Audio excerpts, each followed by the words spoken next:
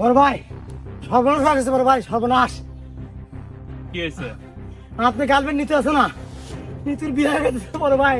কি কি কি? আমি অতীত না ভাবি না,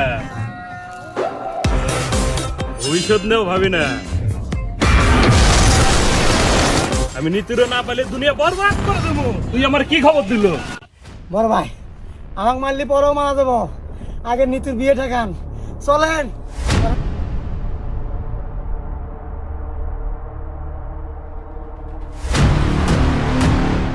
এই থাম থাম থাম।